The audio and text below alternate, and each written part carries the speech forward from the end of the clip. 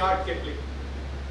If you can meet with triumph and disaster and treat those two imposters just the same, then yours is a world and everything that's in it. My dear friend, you're a man, my son. Now let's focus on this concept of triumph and disaster. Let's talk about the try part of the triumph. We all in our lives have this tendency to have this fear that what if I try, I might fail. I'm reminded of this wonderful story in Alaska, and I tell this to all my teams. What is your Alaskan? In Alaska, in the remotest parts of Alaska, there was this telecom company which essentially wanted to connect the far-fetched areas through mobile telephony.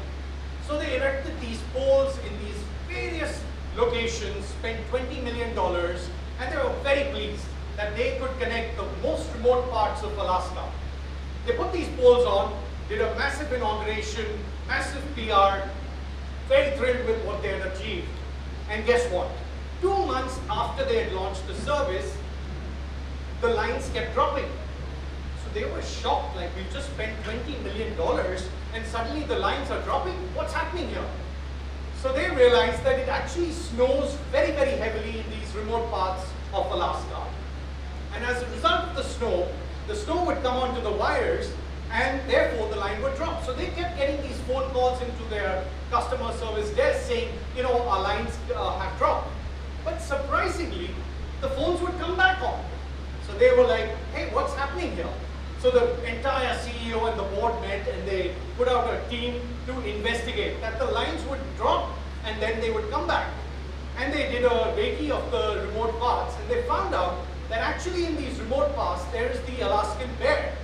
And the Alaskan bear would essentially go to these poles and rub themselves on the back of these poles, and the snow would, you know, the fresh snow would actually drop and the lines were back in. So they came back with these findings to the board and say, you know what, this is what's happening. Now the board is racking its brains, how do we solve this problem? So everybody's trying some business solution. Someone is like, we'll send people regularly, and this is not working. There was one lady in the board, and she put up her hand and she said, why don't we put some meat on the poles? So they were like, what are you talking? We're not a meat company. We'd have to spend $2 million in logistics to get meat on every pole out there in the remotest parts of Alaska. So everybody said, you know, no, this is a ridiculous idea. We're not a meat company, we're a telecom company. They just shut it down. The CEO said, let's give it a try. Let's actually try it. Let's do a pilot. So yes, she got a little bit of budget. She actually put meat on these poles and they did a recce, and lo and behold, actually when the snow happened, the smell of the meat, the bears would be actually hanging around the poles. And so they tried to get to the meat and, you know, the lines were back, so the solution worked. And everybody's like, this is ridiculous, it doesn't make sense. How are we going to do this? How is it going to make sense? So they said, no, this is not a solution we can adopt. The CEO said, let me myself go and check it out. So he takes a sortie of helicopters to this remote part. It snowed, the lines have broken. He actually flies the helicopter and he realizes that actually when he was flying over the helicopter, over those poles, because of the wind of the blades generated, the snow would actually fall off. So then he like, oh my God, this is a phenomenal solution. The next time it snows, we just know, you know, through our weather maps that there is some snow on these areas. We'll fall, fly a few helicopters, cost barely $5,000, $10,000 a trip, and we have our lines back again. So what I wanted to convey through this story is that every time you have an idea, someone is going to drop it. Someone is going to say it doesn't work. Someone is going to knock it down. The important thing about triumph is triumph, taking that first step forward. Because if you don't know, through that there will be another idea. And that's what we do in our teams. I always say, what's your Alaskan? Right? Because if you're not afraid to come out with the idea, and it can come from any part of your organization, and if you're not able to harness that or leverage that, you're not going to get far in your career. Now, I wanted to give you a sense of how do you get to the next level. Okay, you've tried. How do you get better? How do you get world-class basics? So I've had the privilege of representing India in rugby. Now, you know, rugby is a very physical contact sport. It's like, you know, you've got to tackle the opponent. We used to play with the Greater Bombay Police, the Maharashtra State Police, the Armenians, the Sri Lankans, big guys, right? So before the tackle, we go into a huddle. Because the concept of rugby is that you need to have possession. You need to understand the basics of any business you get into or any activity. How do I make sure? In rugby, it's in possession. In football, it could be passing. So we said, okay, we need to get as much possession. But what if the opponent has the rugby ball? How do we get it back? So before the match, we get into a huddle. And my captain, you might have heard of, called Rahul Bose, would pump us up. He said, I want to hit it hard. Hit the ball so hard. Tackle the guy so hard that I can hear bones crunch. It's amazing to hear bones crunch if it's not yours, right? So then next time you're running at him, he's got fear in his eyes. And that's all you need, that micro millisecond of hesitation where you can get the ball in your possession. So that's the life, right?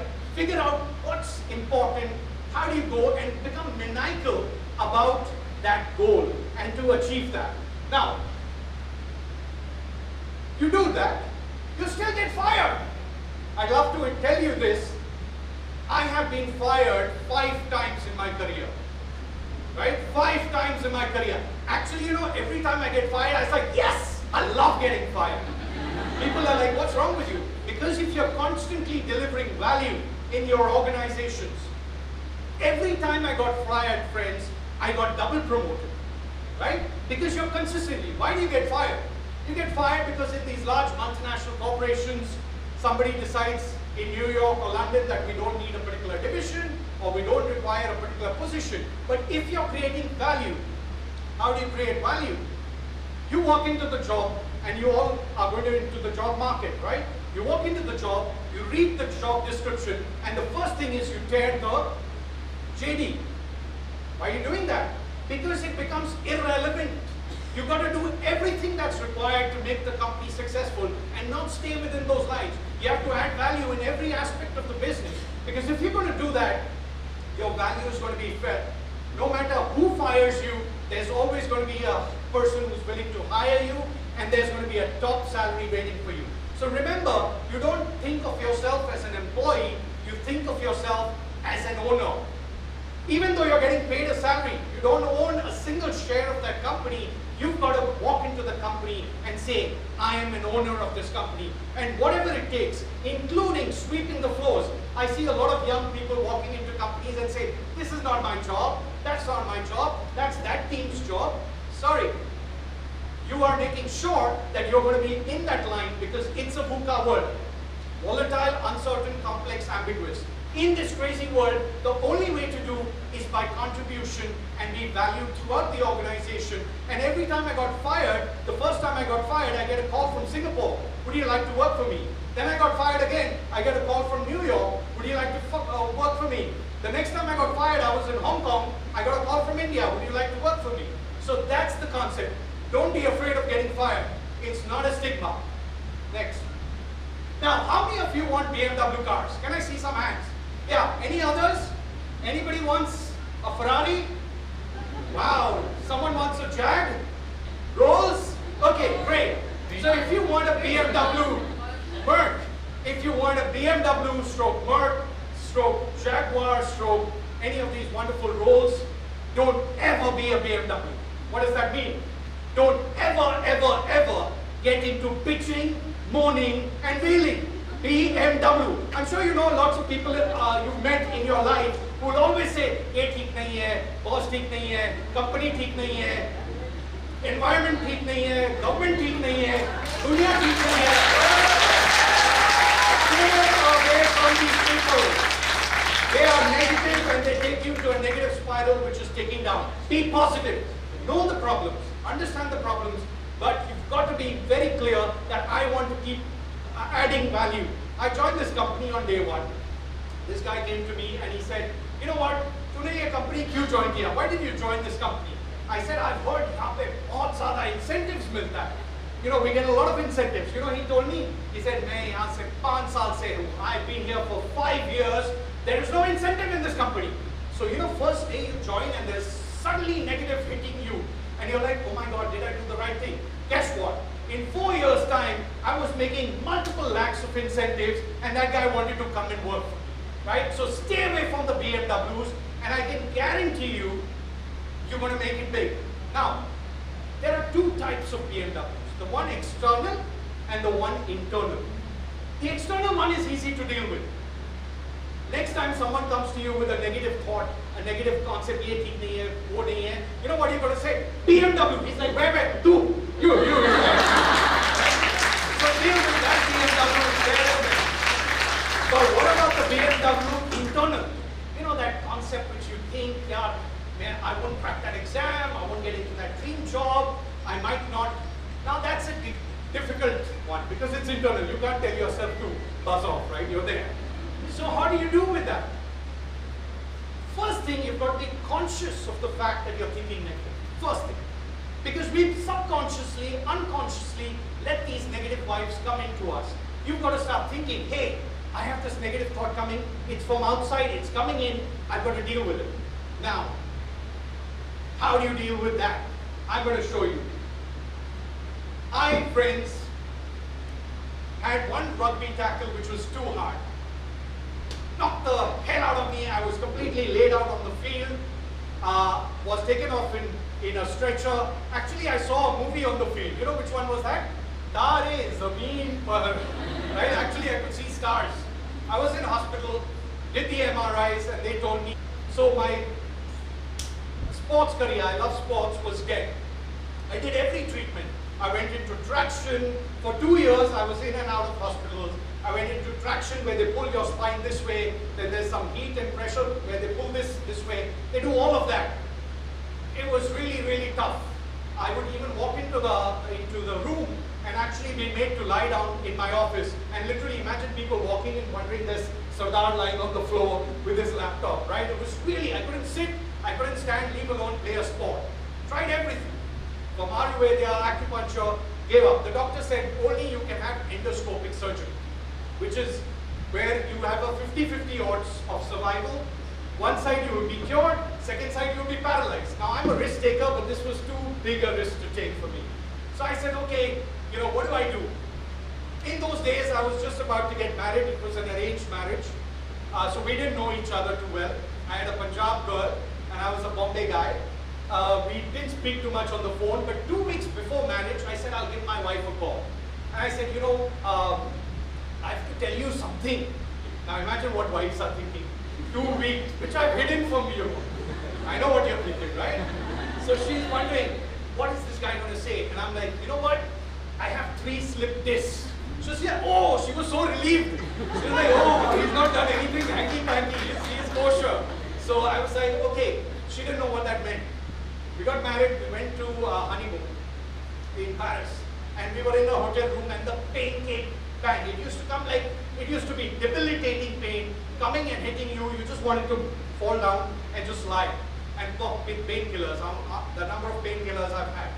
So how do you deal with this pain? This is physical pain. We were talking of mental negative thoughts. I'm going to tell you how to deal with physical pain, and you're going to use that to deal with the mental pain. So I would go, this was a surprise for her, I would go into the end of the room, in the corner, literally like this, and start going, get out of me, get out of me, get out of me, I'm not going to take this pain. I used to literally get so mad at the pain. And she was like, what's wrong? Who's this guy I'm married? Imagine.